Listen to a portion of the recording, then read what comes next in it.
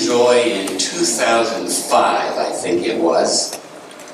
Global Partners had, actually it was 2006, I think. Global Partners had asked them to go back to Haiti. I'm not sure how much they're going to share of their history, but they were in Haiti in the 1980s when the circumstances and the government stability and those kind of things wasn't very attractive. But they served for 7 years or so there and then were back home. Global Partners asked them to go back. And so they started making the rounds of the districts, right? Asking folks to support them.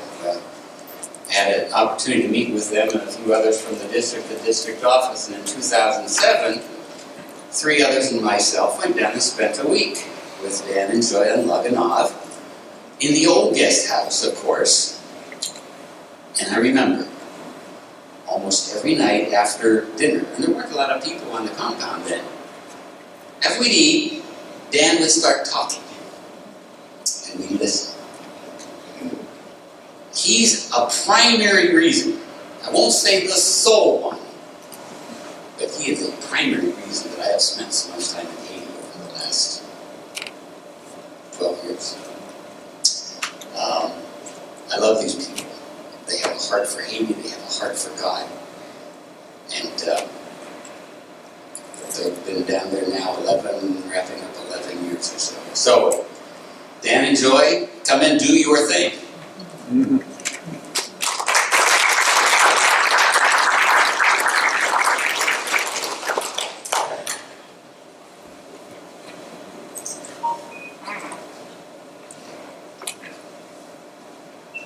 Thank you, Bob. Bob.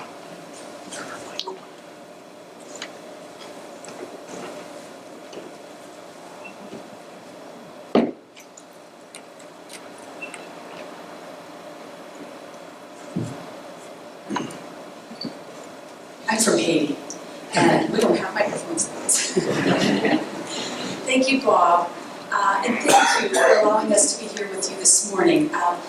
Chichester United has partnered with us all these years, and it's just been such a blessing to know that you are here praying and just supporting us. And then you just keep sending Bob, sending people, and we have just a friendship, but we always count. You know, we have a lot of people that come to Haiti in teams.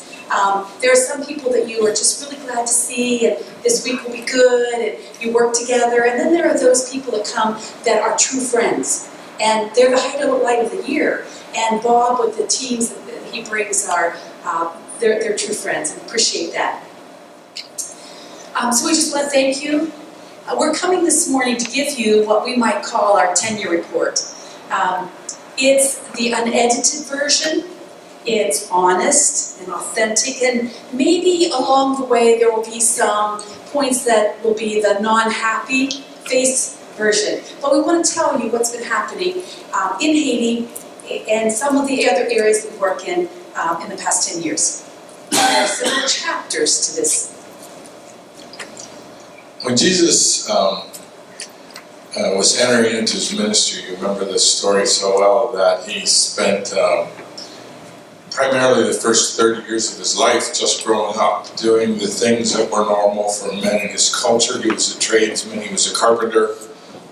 He had lived among the people in several places in the country, and even at that early age there was some notice among the people that this was an extraordinary young man. But after his temptation in the wilderness, when he spent that time kind of facing off with Satan himself, and emerged from that period of time of isolation, that was the time when he declared who he was and what he had come here to do. I've always found it interesting that he made his appearance as the Messiah first in his hometown. And I don't know if many of you have grown up in this area, but you have to leave your hometown to be a hero of any kind. You have to leave your town to be respected, because everyone remembers in your hometown the silly things that you did, and they have pictures to prove it, and they'll quote things that you said, and they remember the time you ran screaming from the platform so you didn't say your little piece during the Christmas program. It's just hard for them to get those things out of their mind. But Jesus went back to his hometown to make his declaration. It's kind of interesting to me as well, the statement of purpose that Jesus used to declare his ministry open for business. And he chose a passage from Isaiah, the 61st chapter, and he quoted it word for word to his friends and neighbors, the people with whom he had grown up. And he said to them, "The Spirit of the Lord is on me, because he has anointed me to preach good news to the poor. He has sent me to proclaim freedom for the prisoners and recovery of sight for the blind, to release the oppressed, to proclaim the year of the Lord's favor." I've heard that passage preached on both from Isaiah and here in Luke chapter 4 many times. And I'm disturbed by how many times the pastors who have used that passage have made that proclamation to be a purely spiritual one. The terms that are used there are applied as spiritual terms. And I would submit to you that Jesus went on from this place to live the most boots on the ground, hands dirty, gritty kind of ministry, practical ministry possible. And I would say to you that I'm an advocate. If some of you were here last week, you saw the little video clip where I made the statement that in my experience, when the gospel proclamation is accompanied by works of compassion, that the proclamation is infinitely more powerful. I believe Jesus showed us that. And that is the passion that has driven our ministry. And I made the statement, if you saw the video last week, that the missionaries were confronted by an uncomfortable reality. That was people were dying, especially the children, of preventable disease. And I believe that God has called us, all of us, to live the same kind of life, to be aware of the real needs, to live in community with people to the point where we know what their needs are, and to meet them in the most practical, humble way possible, to open up our cultures, our communities, our neighborhoods to our message of evangelism. You don't need to have a program of evangelism that people are drawn to your community. The history of the church, and throughout the last 2,000 years since Jesus' proclamation, has been kind of the same. There are certainly certain patterns. And that is, we are in a war. There are forces of the kingdom and of the world that are constantly in battle in every culture, in every place, in every time. It's just the way it is. And when God called the church, when the church was given their marching orders, we call that the Great Commission, and my boss, Dr. Jackson, the Executive Director of Global Partners, says that God has called us to the here, and the near, and the far, and the hard. He thinks those words say better what Jesus was trying to say to his disciples than the words that we get so used to quoting to each other. So what is here? Well, here is here. Here is you.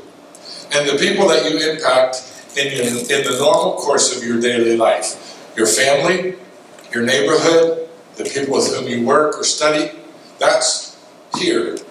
And here is your job. Here is where God has assigned you to do his work. That's pretty simple. Everybody gets that. What is near?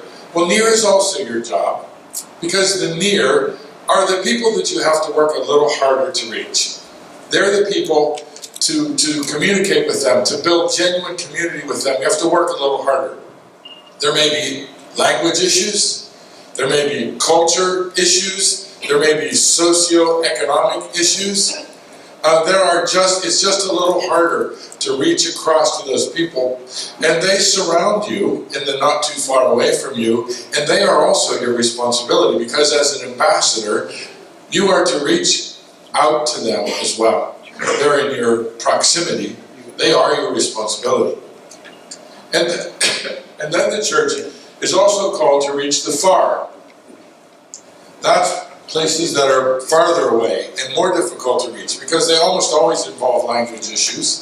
They involve culture, significant cultural boundaries, sometimes distance and separation, even isolation, and God calls us to do that as well.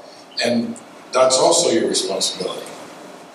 Maybe not to go, but God has this interesting pattern that He has used throughout the years, beginning in the recorded words of the New Testament until this moment.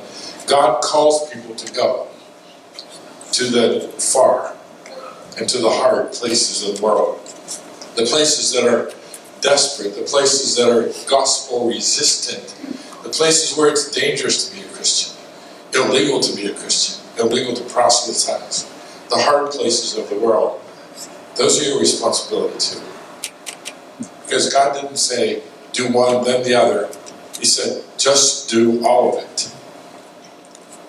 What the pattern is that God has used through the years is simply this. God will call people to go to the far and hard. Not everybody can, not everyone should.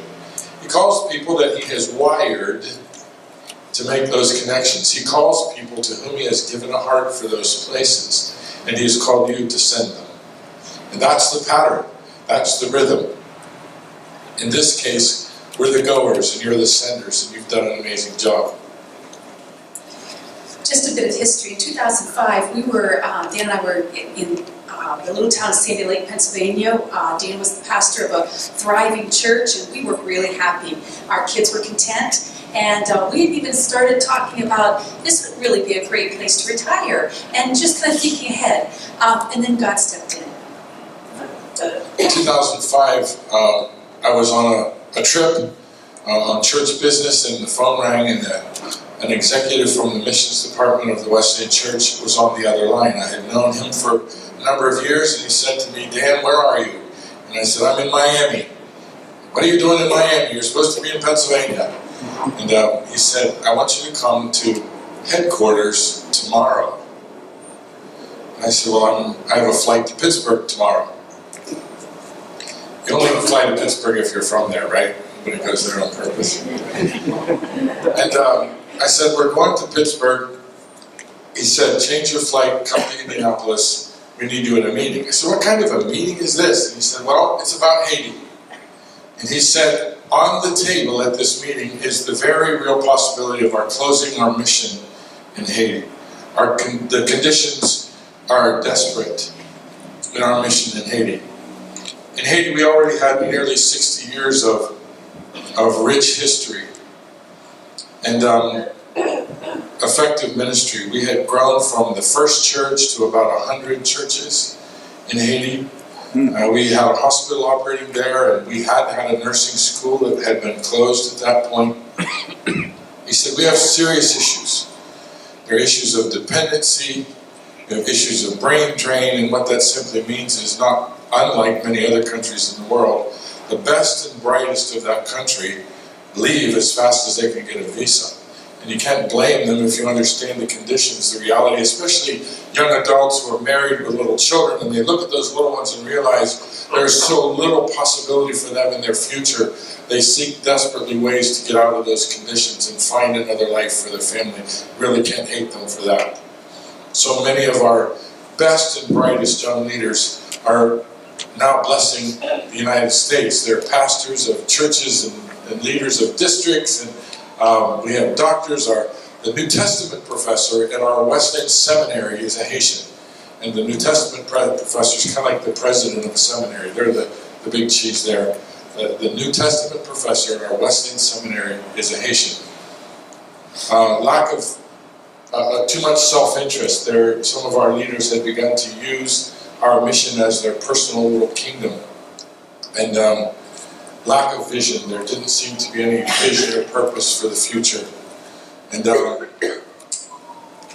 he explained all this to me, and he said, we know you have history there, you've lived there for a number of years, you speak the language, you understand the culture, you know a lot of our leaders. We would really appreciate if you would come as a consultant to this meeting in order to help give us a little bit of an outside perspective. There'll be a number of people here who have a deep history in Haiti, when we want to really understand, we want to hear what God is saying, we have a very difficult decision to make tomorrow. Will you come? I said, sure. Made a phone call, of course, to Joy. She changed the ticket. Instead of flying to Pittsburgh, I flew to Indianapolis. And out of that meeting, it became very clear that God's plan was not to abandon, for the Wesleyan Church here in the United States, to abandon the mission of Haiti. God was actually calling the North American Church to counterattack, to save the kingdom life of the Wesleyan Church in Haiti. In that meeting, as those people, and many of them who had been the field directors in times past of that field, men who had risen to positions of great authority and responsibility in the Wesleyan Church, who had a history in Haiti as they gathered in that room, it became very apparent. There were several things as the conversation circled around for several hours in that meeting, that there was already a plan in that room, that God was working through that group of people to create a plan, a reaction to the crisis there. There are four things that came out of that conversation that were very, very clear. Number one, the Wesleyan Church needed to send a leader back to the country of Haiti to help revitalize the mission there, to bring new energy to the mission there. And at that point, our missionary team were totally medical people. And they said, no, we need a leader of pastors. We need a churchman, somebody who has experience in that realm to help reinvigorate the ministry there. And the second thing is we need to revitalize our missionary team. And they were very honest in that meeting. They said we can pretend that we did a good job of laying a foundation in that first 65 years, or we can acknowledge that we built something with some big holes, which is the honest truth. And that there are some good things there to build on, but we have to move specialists back in there who can fill the capacity gaps that we have left in our first time through, in our first couple generations. We need to revitalize the mission team. We need to focus on scalable and sustainable ministry. At that time, the mission was 100% dependent on stateside funding. And in that meeting, the understanding became very clear. We have to change our focus. We have to change the way we do things to build sustainable and scalable so that the 100 churches can begin to grow into a much larger number as our influence would grow. And last, we need a change of philosophy in our mission there. We need a development mindset so that we don't get back here again in 20 years saying, what happened to those years? We're no stronger than we were before. We need to start off with an intentional mindset to build something that's going to launch and grow and thrive. If there was a third chapter in our little story, it would be called Pain. I went to an advanced leadership training not long ago in Germany. And one of the speakers there was the former director of Wycliffe International, one of the most well-known mission organizations in the world. He was 84 years of age at the time, and he had a teaching that he was scheduled, and the title of his teaching was Pain. And as we approached time for that, I remember thinking, I hope that he's going to tell us that as you get older, as you age and mature, and as you get wiser and understand how things work in this world, that the work of God becomes easier to do. And that at some point you can just kind of coast into the finish line. But I suspected that was not what he was going to tell us. And my suspicion was correct. He said, I've retired and laid down the burden of Wycliffe International. That's no longer my responsibility. But I want to tell you that these are the most difficult years of my life as a Christian soldier. And he went on to tell the personal things that were happening in his family.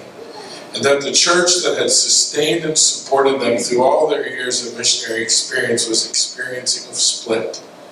He was wrestling with children in his family that were in faith crises, literally walking away from God after years of serving Him faithfully. And he shared with us, with tears rolling down his face, the hard truth. That is this: Satan will never give up uncontested ground. He can't. We're called to be soldiers, and we will have to be soldiers as long as we're drawing breath in this place. We learned that lesson in a whole new way when we went to Haiti. The church in Haiti was 60 years old, as we had mentioned, and so we were not going into Haiti to say we're going to change today. We were not in that position to do that. And so, and we soon realized the problems that they had stated were not exaggerated. There were power blocks of leaders. There was obstruction to spiritual growth. Bullies were withholding resources to those who needed them.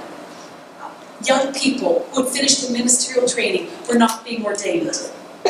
There was immorality within the church, and the next 4 years fit into the pain category.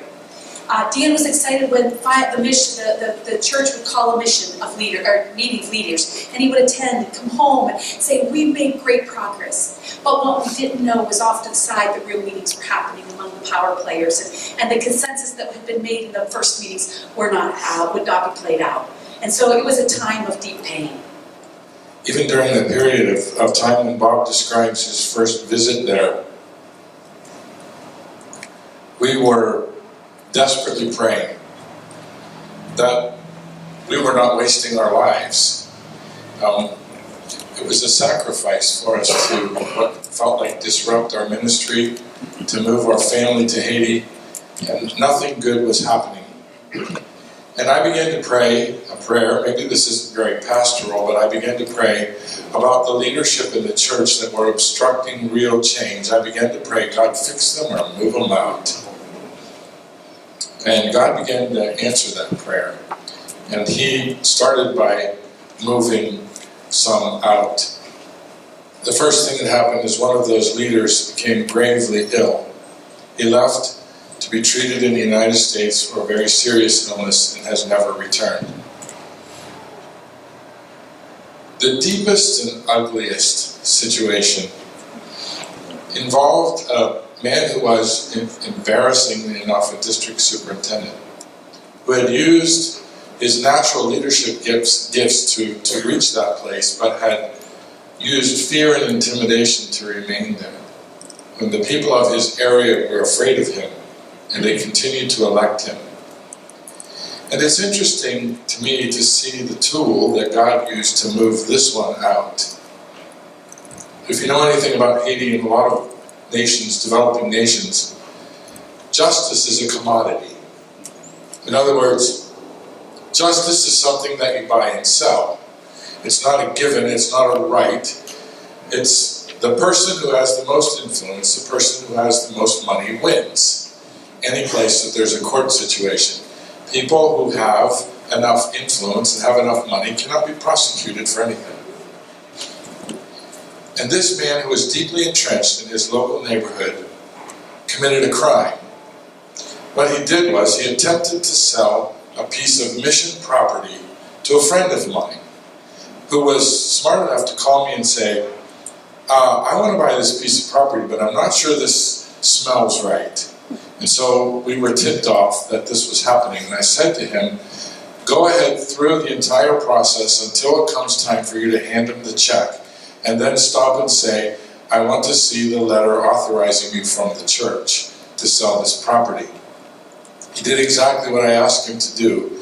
And the leader left in a huff. But he had in his hand the false document that the man had created to sell the property. That's a very serious crime in Haiti. We took it to the court and said, this has happened, and they immediately put out a mandate for his arrest. Rather than be arrested and spend time in a Haitian prison, a place that you do not want to be, he fled the country. He's still a fugitive from justice. We know exactly where he is. We're just happy with this current state of affairs, that he's a fugitive. We like to keep him a fugitive. And God moved out two people who normally, culturally, and in any other way, we could have been wrestling with them for 10, 15, 20 years. We could have been involved in civil court for hundreds of thousands of dollars. And God answered the prayer to move them out. And He moved those big stones. He moved those mountains in His own way. We also were praying that God would move pieces in. And that's what He started doing. There was a young man who was a pastor in Atlantic Canada District. He was actually a Haitian, Carl Gilles. And Dan was just really felt led of God to ask Carl if he would think of returning to Haiti. At that time, Carl was unmarried, but was soon to be married to a sweet French-Canadian girl. And Dan had the conversation with him. And Carl answered this way. He said, asking a Haitian to return to Haiti after he is gone is like asking a person to run back into a burning building that he's escaped from. Very, very picturesque response, and we could certainly understand. And yet God called Carl and Maya to Haiti, and they've been there since 2008, and they have done amazing work, especially in the last 5 years. They've trained trainers and leaders who are rising up, young people who are godly young people who are rising up to lead. Along with that, we recruited 17 adult missionaries as specialists, people who would fill holes that Dan spoke about that were left unfilled from our previous years, and they were being really great of training people. We evaluated. We had some change of good philosophy and compassionate ministries, our hospital, our nursing school, people who came into play. Pastor Leah, who was a fiery young evangelist and leader of the Jesus film, was doing work. The Bit program that you watched the video on last week began making amazing changes and differences. And in the middle of all of this, as God began to move in significant ways, the earthquake happened. And all of you watched those terrible images flash on your screens now 7 years ago. And many of you have had boots on the ground and saw firsthand the impact, the devastation that disaster had in this country. I just want to tell you one story from that period of time. I don't know if you ever have private little chats with God that wouldn't necessarily be categorized as prayer. Maybe more like rants or complaining sessions. Maybe this is a bit of a confession. I remember standing in front of the hospital after I had just made one of the most difficult decisions of my life.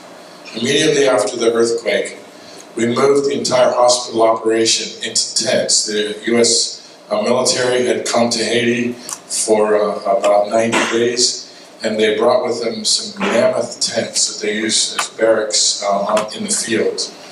And we had set them up. We had 4 of them, I believe, and we set them up behind the hospital and moved the entire operation out into these tents. During that period of time, when the earthquake happened, it was the dry season. And it's relatively cool and dry during that period of time. But now it was April.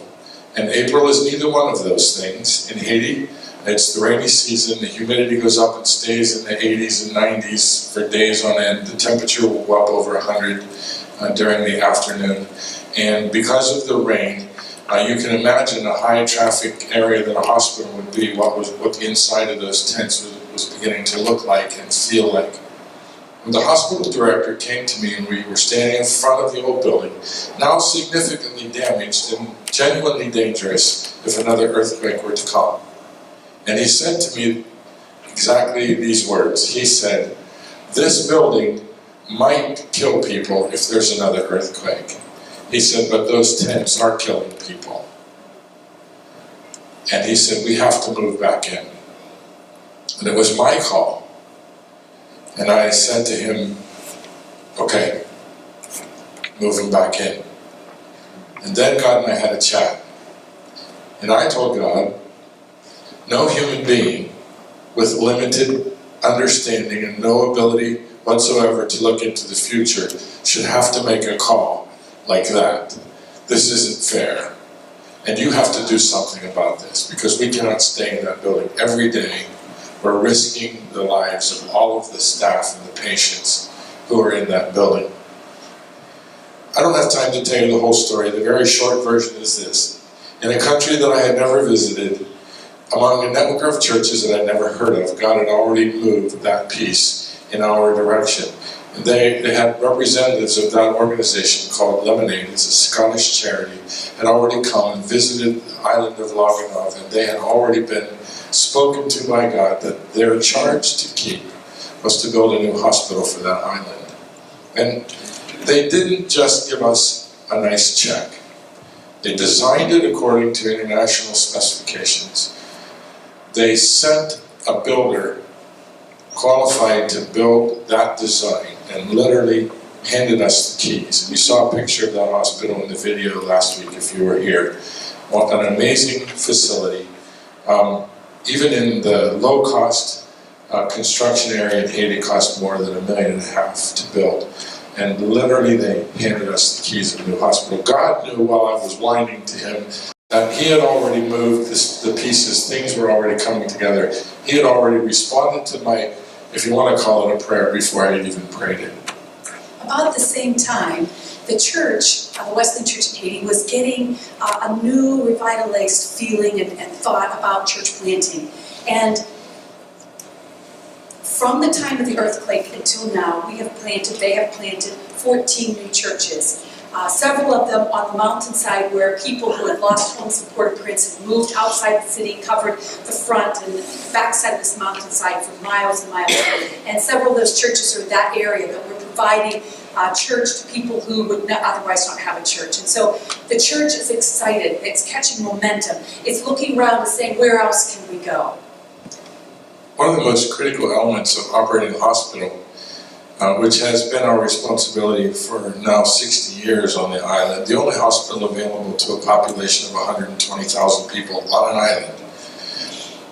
The most critical element in that is nursing care. The most direct contact, the most direct opportunities for ministry in a hospital are the nurses who care for the patients. We'd had a nursing school that we had trained our own nursing staff for a number of years, but we'd had to close the nursing school before the earthquake for the lack of a supervisor, a lack of someone who was actually properly educated to be a nurse trainer. So that was a critical need. In 2012, Joy and I were sitting at our table at our national conference and doing what we're supposed to do, representing our field. And a veteran missionary who had served long-term on the Haiti field came up to us, and she had a troubled look on her face. And I wasn't sure what that was all about, and I had known her for years. And I said, "Janice, how are you?" And she said, "I'm not sure." And she said, she had retired, and she said, "I believe God is telling me that I'm supposed to go back to Haiti to reopen the nursing school." And boy, has she ever. The short version of the story is our third-year class. We have a 4-year nursing program. It's the equivalent of a BSN here in the United States. Our third-year class is finishing or testing as we speak. In September, we will open our 4th year, our complete cycle, and our students at the end of next year will sit for the national exam for the very first time. The government of Haiti is very excited about our nursing school. In fact, our nurses, our oldest class, our 3rd-year class, just finished a rotation in psychiatry required by the government to finish a nursing, university-level nursing degree. And the instructor of that class said to our nursing instructor who accompanied our students in that rotation that she has never seen students so well prepared.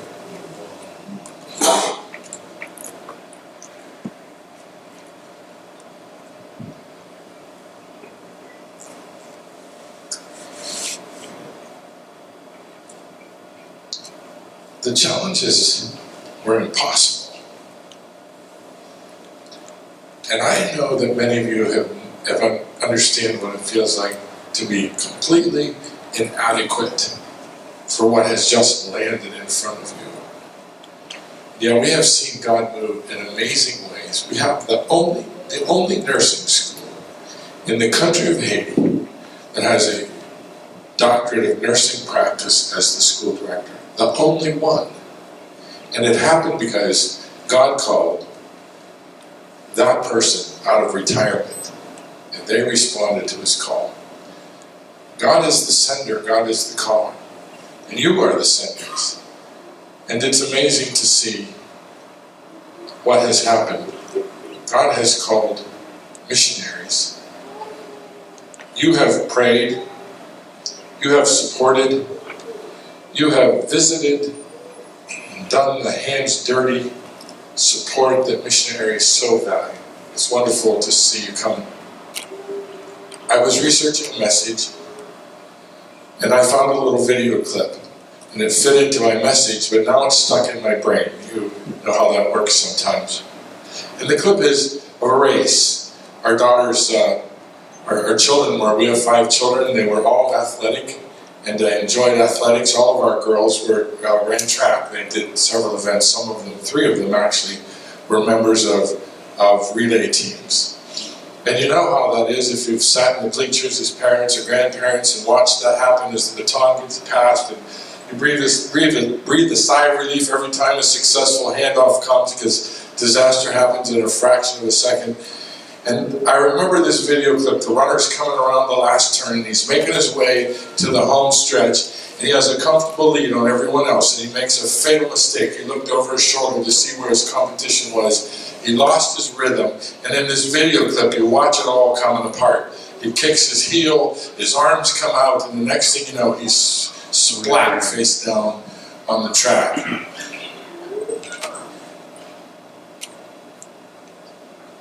That picture is stuck in my mind, because after all of the wonderful things that God has done, I don't want to finish that way.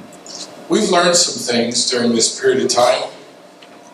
One of the reasons we enjoy coming back to the churches to do this part of our missionary responsibility is God showed us some things.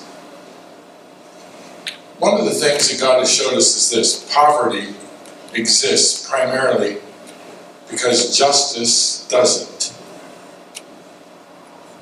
And it is the responsibility of the church to be advocates of social justice, to be the voice for those who have no other voice. We've also learned that God loves people, not necessarily programs. And we needed to spend our time investing in people and watch them grow. And it may take some programs along the way, but people are the key. One of the things that we have also learned is that you never take God anywhere. If you get the idea that somehow you're carrying Him to a place, that's just not true. The truth of the matter is, He's already waiting for you there and hoping that you'll get a clue. One of the things that I have learned as a Christian leader is that God already has a plan. I don't have to make a plan. I don't have to design something. What I have to do is figure out what God's incredible vision is for that place and align myself and the resources that are in my hands to help accomplish the plan that God already has. God's dreams are much bigger than our dreams. You know, we can have goals and dreams, and then we're just blown away when God shows up and provides the answer, and it's bigger than we ever dreamed. Another of the lessons that we've learned is a reiteration of something that Jesus showed us in His ministry, and that is the principle of the loaves and the fishes. In a time when you're faced with an incredible need, more than you can possibly address, and you look at what you have in your hands, and you have a couple loaves of bread and a couple of fishes and a multitude of 5,000 to feed, all you have to do is give God the loaves and the fishes. Does that make sense? That's all we ever had to do. God doesn't expect us to fix those big problems. He just expects us to be present, to be obedient to His call, and to give Him what He has given us, give it back to Him, and allow Him to put His big lever on that and do His amazing business. The principle of the loaves and the fishes is an indelible lesson on us, and all we have to do is say, here it is, God, whatever you can do with it, go for it, and watch Him roll. I'm not afraid to say that this is a message from God for Chichester United Wesleyan Church. Let's finish this. Let's keep doing what God has called us to do together until we see God's dream accomplished. A vibrant, compassionate national church in the countries that we represent to you today. Ongoing works of compassion and social justice advocacy that God will give us a louder voice and more influence and more effectiveness to see righteousness established in people's lives, transformed not just by the gospel, which is an incredible transforming power, but also by changes in their personal life, in their health, and in their well-being. And that God will continue something that we are calling everywhere to everywhere. The last thing we want to say to you, one of the most exciting things that we're seeing happening right now is that God is beginning to call mostly young missionaries from our former mission fields to be missionaries in places that are yet unreached. And we have had the privilege of watching this happen in all of the countries where we were. That young people are coming up just to say, God is calling me to go. And it's to Africa, it's to Muslim countries. They hear God's voice enough to know exactly what God is calling them to do. And they're saying to us, how do we get there? And so within Global Partners in the Wesleyan Church, there's a new initiative that you're going to hear more about in the coming days called Everywhere to Everywhere, because that is what God is doing through us as Wesleyans around the world. God is calling young people who have had the benefit of hearing the gospel and growing up in maturing churches. He's calling them to go places that, frankly, white people from the United States are never going to evangelize. Tough places like French-speaking North Africa. A white American might as well be carrying a flag every place they go. They're not going to be able to do the kind of ministry that it will require for the gospel to be presented in those closed countries and those cultures that are resistant to the gospel at this point. And once again, God is moving the pieces, and the way He's doing that is He's calling the people, the young, passionate Christian people from places that used to be mission fields to become mission sending. And you're going to hear more about that. Joy shared in the Sunday school class. We have invitations from the country of Ghana for Burkina Faso in Africa. We have an invitation from Suriname for Haitians to come and minister in French Guiana, French-speaking French Guiana, as missionaries. And so our mission fields are becoming mission sending. And God is continuing to move the pieces. Jesus' declaration from Isaiah 61 is our passion. God has called us to proclaim the good news in every way we can, as loudly as we can, in all the places that He opens up the door for us. And we ask that You'll continue to send us. Continue to be a good sending church that is involved, that knows what's going on, that sends representatives to check out what's happening and to encourage the missionaries there. And we just thank You for the privilege of being able to come and give You our 10-year report.